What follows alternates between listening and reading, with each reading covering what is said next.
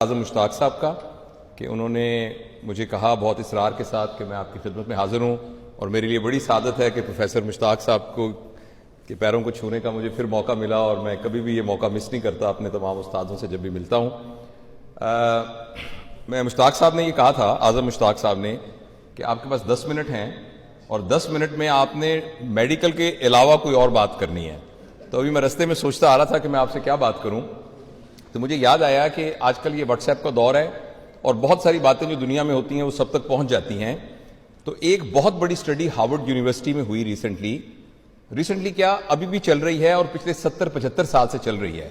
اس میں انہوں نے ہارورڈ کے جو ٹاپ گریجویٹس تھے ان سب کو لانگیٹیوڈنلی فالو کیا، اور 70-75 سال ہو گئے ہیں وہ سٹڈی چل رہی ہے۔ اس میں سے بہت سے لوگ ایسے تھے کہ جو وہاں امریکہ کے پریزیڈنٹ بنے، 2-3 تو امریکہ کے پریزیڈنٹ بنے، کچھ آسٹروناٹس بنے، کچھ سائنٹسٹ بنے، کچھ لوگ ایسے تھے جنہوں نے نوبل پرائز حاصل کیا، اور کچھ لوگ ایسے تھے کہ وہ کنوکٹ ہوئے اور جیلوں میں بھی رہے، کچھ ایسے لوگ بھی تھے جنہوں نے خودکشیاں کی، اور کچھ لوگ تھے جو آرٹسٹ بنے۔ تو ان سب کی لائف کو انہوں نے اسٹڈی کر کے یہ دیکھا کہ ان میں سے خوش کون تھا اور کون ناخوش تھا۔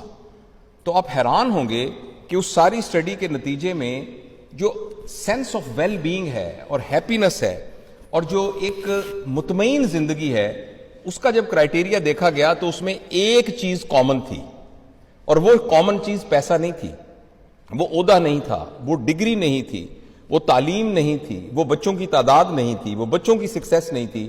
وہ یہ تھی کہ جن لوگوں نے اپنے رشتے نبھائے اور جن کے اندر ریلیشن شپ ڈیولپ کرنے کی ایبلٹی تھی، وہ لوگ بہت خوش رہے۔ جو رشتوں کو بنا سکے، رشتوں کو نبھا سکے، رشتوں کے سلسلے میں کوئی کانفلکٹ آ جائے تو اس کو برداشت کر سکے، تو وہ لوگ تھے کہ جو کہ زندگی میں اطمینان کے ساتھ زندگی گزاری۔ تو میں آپ سب کو مبارکباد پیش کرتا ہوں کہ آئی ایم شیور کہ آپ دنیا کے کچھ حصوں میں ہوں گے، کوئی پاکستان کے مختلف جگہوں پر ہوں گے، مگر آپ سب لوگ اکٹھے ہوئے ہیں تو یہ بنیادی طور پر ایک میچور آدمی کی ویل بینگ کی نشانی ہے کہ اس کے رشتے کتنے مضبوط ہیں۔ تو اس سلسلے میں آپ کو مبارکباد پیش کرتا ہوں۔ دوسری بات جو میں آپ مختصر بتانا چاہتا ہوں اسی ضمن کے اندر، کہ اور کیا کیا ہمیں لٹریچر کیا کہتا ہے کہ اگر انسان مطمئن ہے تو اس کا کیا کرائیٹیریا ہے۔ تو اس سلسلے میں آپ سب جانتے ہیں کہ ہمارے ایک انسان کو ہم 4 حصوں میں تقسیم کر سکتے ہیں۔ ایک انسان جو چلتا ہوا آ رہا ہے ہمارے سامنے، اس کے اندر بنیادی طور پر 4 ڈائمنشنز ہیں۔ اس کی ایک ڈائمنشن اس کی فزیکل ڈائمنشن ہے، اور اس کو میئر کیا جا سکتا ہے PQ سے، which is physical quotient، جس کا مطلب یہ کہ آدمی کی باڈی کتنی صحت مند ہے۔ دوسری چیز ہے IQ، جس سے اس کے انٹلیکچوئل کوشنٹ کو میئر کیا جا سکتا ہے کہ اس کے اندر ریزننگ کتنی ہے، پرابلم سالونگ کتنی ہے، ذہانت کتنی ہے، علم کتنا ہے۔ اور اس کا جو تیسرا ڈائمنشن ہے وہ ہے EQ، یعنی اس کا ایموشنل کوشنٹ، وہ جذباتی طور پر کتنا بیلنسڈ ہے اور وہ کیسے لوگوں کے ساتھ ایموشنلی انٹریکٹ کر سکتا ہے۔ اور اس کا چوتھا جو سیگمنٹ ہے وہ ہے SQ، جسے کہتے ہیں اسپرچول کوشنٹ، کہ بنیادی طور پر اگر ہم مذہب کے کانٹیکس میں دیکھیں تو اس سے مراد تو اسپرچویلٹی ہی ہے، لیکن اگر آپ اس کو ایک طرف ہٹا کے دیکھیں تو اس کا مطلب یہ ہے کہ جو کچھ بھی ہم دنیا میں کر رہے ہیں وہ ہائر پرپس کے لیے کر رہے ہیں کہ کسی چھوٹے پرپس کے لیے کر رہے ہیں۔ تو میں اگلے 5-7 منٹ میں آپ ان 4 ڈائمنشنز میں کیا چیز ہو تو ہم کامیاب انسان ہیں اور مطمئن انسان ہیں، وہ میں آپ کو بتانے کی کوشش کروں گا، and I promise that I'll not take more than 5-7 minutes for that۔ دیکھیے، صحت کو بہتر کرنے کے لیے، کیونکہ یہ بنیادی ہے، اگر آپ کی صحت ٹھیک نہیں ہے تو آپ نماز کو بھی نہیں انجوائے کر سکتے، اگر آپ کی صحت ٹھیک نہیں ہے اپنی پڑھائی کو بھی نہیں کر سکتے، اپنی نیند کو بھی نہیں کر سکتے، اپنے ریلیشنز کو بھی نہیں کر سکتے انجوائے۔ تو PQ کو بہتر کرنے کے لیے بنیادی طور پر لٹریچر یہ کہتا ہے کہ آپ کو 4 چیزیں چاہیے۔ نمبر 1، آپ کیا کھاتے ہیں۔ تو اپنے کھانے کے جیسے پیٹرول گاڑی میں اگر صحیح ڈلے گا تو گاڑی ٹھیک چلے گی، اگر وہ ڈیزل سے چلنے والی گاڑی ہے آپ اس میں پیٹرول ڈال دیں گے تو گاڑی بیٹھ جائے گی۔ اس طرح ہماری باڈی میں کیا خوراک اندر جاتی ہے، اس کو ہمیں اپنے مد نظر رکھنا چاہیے۔ اور میں اس تفصیل میں نہیں جاتا، سارے آپ میڈیکل پروفیشن کے ہیں، ہم اکثر ضرورت سے زیادہ کھاتے ہیں، اکثر وہ چیزیں کھاتے ہیں جو کھانے والی نہیں ہوتی، اور اکثر بے ٹائم پر کھاتے ہیں۔ تو انشاءاللہ اس کو پھر ڈیٹیل میں کروں گا، میں صرف ٹچ یہ کرنا چاہ رہا ہوں کہ اس بات کا خیال رکھنا چاہیے کہ جو چیز ہم اندر کھا رہے ہیں وہ پراپر پیٹرول ہے کہ نہیں۔ نمبر 2 اہم چیز ڈیلی ایکسرسائز. جیسے جیسے ہماری عمر زیادہ ہوتی جاتی ہے ویسے ہماری باڈی کو ڈیلی ورک آؤٹ کی بہت ضرورت ہے. تو 24 گھنٹوں میں سے کم از کم 1 گھنٹہ ضرور نکالنا چاہیے جس میں اپنا ورک آؤٹ کریں. تیسرا ہے ساؤنڈ سلیپ. ہم کام کے چکروں میں بعض اوقات پراپر طریقے سے سوتے ہی نہیں ہیں, اور صحیح کم از کم 6 سے 8 گھنٹے تک روزانہ سونا یہ بہت ضروری ہے. اور چوتھی چیز جو پی کیو کے لیے بہت ضروری ہے وہ ہے لیجر ٹائم. لیجر ٹائم وہ ہے جو آپ کا اس وقت لیجر ٹائم ہے, جس میں کوئی کام نہیں ہے, کوئی پریکٹس نہیں ہے, کوئی بزنس نہیں ہے, کوئی اور ضرورت نہیں ہے, بغیر وجہ کے دوستوں کے ساتھ بیٹھنا, گپیں مارنا, کسی کی بیٹھک میں چلے جانا, ڈرائنگ روم میں چلے جانا, لیجر ٹائم.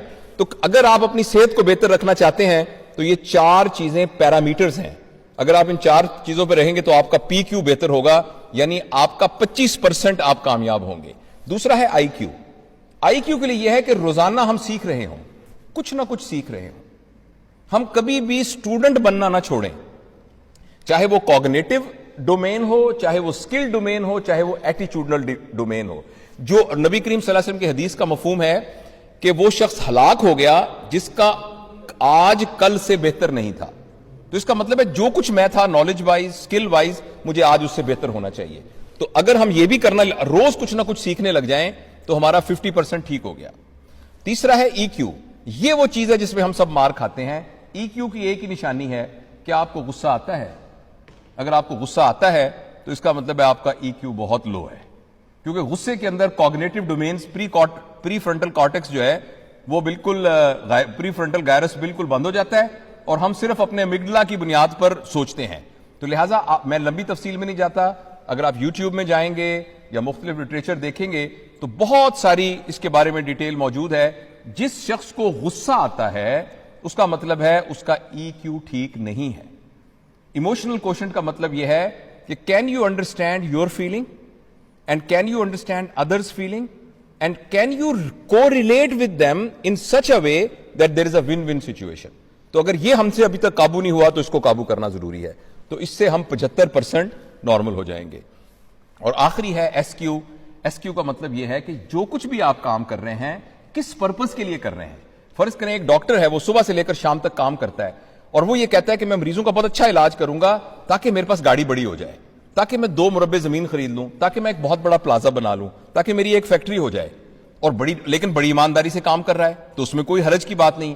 ایک اور آدمی ہے وہ بھی اتنی محنت سے کام کر رہا ہے اور اتنا ہی پیسہ کما رہا ہے, اور ساتھ یہ کہہ رہا ہے کہ میں اس لیے کرنا چاہتا ہوں کہ میں نے مال نیوٹریشن کو پاکستان میں سے ختم کرنا ہے. اب دونوں ایک ہی طرح سے کام کر رہے ہیں, دونوں ایک ہی طرح کے پیسے کما رہے ہیں, ایک ہی طرح کی آسائش کی زندگی میں گزار رہے ہیں, مگر یہ جو دوسرا آدمی ہے اس کا ایس کیو ہائی ہے بنسبت اس کے جس کا کہ پرپز اور تھا. تو بس سوری, ٹیچر کی بری عادت ہوتی ہے کہ ہر وقت جس کو دیکھتا ہے پڑھانا شروع کر دیتا ہے. تو میں صرف یہ آپ سے مختصر عرض کرنا چاہتا تھا کہ یہ 4 ڈائمینشنز آف لائف ہیں, ان کو ہمیشہ مد نظر رکھنا چاہیے. پی کیو, آئی کیو, ای کیو اینڈ ایس کیو. اللہ تعالیٰ آپ کو بہت خوش رکھے, سلامت رکھے. بہت بہت شکریہ.